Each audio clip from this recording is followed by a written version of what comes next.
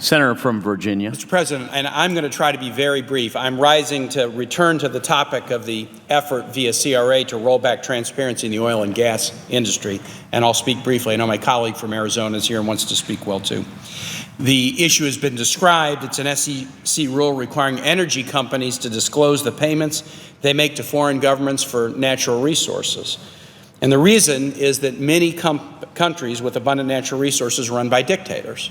And there's been a long history of payments by oil companies, American and others, to those dictators that don't get to the people and actually further corruption of the countries. Just one example, an IMF report stated in just 1 year, 1998, the government of Equatorial Guinea received $130 million in oil revenues, and 96 million of it went directly into the personal bank account of the dictator, Teodoro Obiang.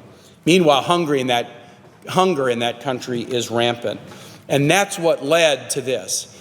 I'm on the Foreign Relations Committee, and in preparation for our hearing on the nomination of Rex Tillerson, the former CEO of ExxonMobil, as Secretary of State, I read a wonderful report that was done by Senator Lugar when he was the ranking member of the Senate Foreign Relations Committee. October 2008, report to members of the Foreign Relations Committee from the ranking member. The title was Petroleum and the Poverty Paradox, Assessing U.S. and International Efforts to Fight the Resource Curse. I read this. I read the book Private Empire, A Recent History of ExxonMobil, written by journalist Stephen Call, to prepare for my testimony for my examination of Rex Tillerson for Secretary of State. This particular report was the basis for the 2010 law that was described by Senator Cardin and that was sponsored in a bipartisan way. It didn't prohibit any company from doing anything. It only required companies that pay foreign governments to disclose those payments. I voted yesterday against Rex Tillerson for Secretary of State because I believe a public official's duty, especially Secretary of State, has to be to the country. And I was worried, based on the testimony, 3 areas in the testimony, that Rex Tillerson could not set aside his loyalty to ExxonMobil. He refused to answer questions that I asked him about ExxonMobil's knowledge of climate science, yet efforts to convince the public that the science was not settled. He told me he wouldn't answer my questions. He did not demonstrate to the committee's satisfaction, in my view, that he could be independent in Russia. For example, he said that ExxonMobil had not lobbied against sanctions against Russia when we actually had the lobbying forms to suggest that they had. In both of those areas, I found his responses wanting, and I voted against him. But, Mr. President, I'll be honest. I asked him about the resource curse question, and today I kind of feel like I got snookered. I said, there's a lot of concern about these countries that let resource wealth go to dictators and further corruption.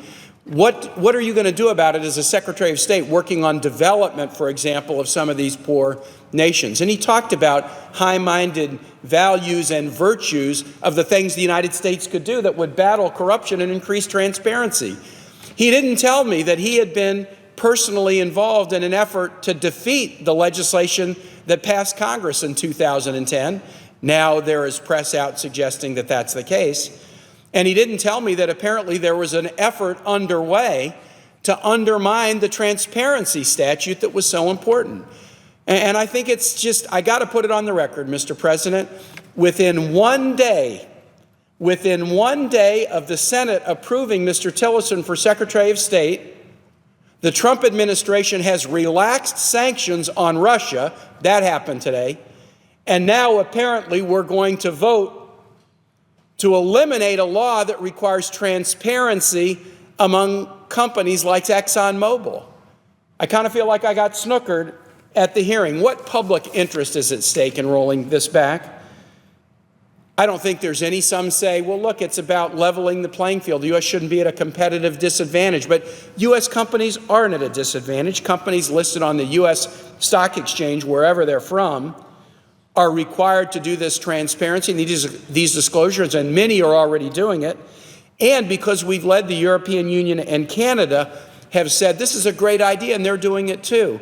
It would be a horrible thing if the U.S. pulled away from its leadership.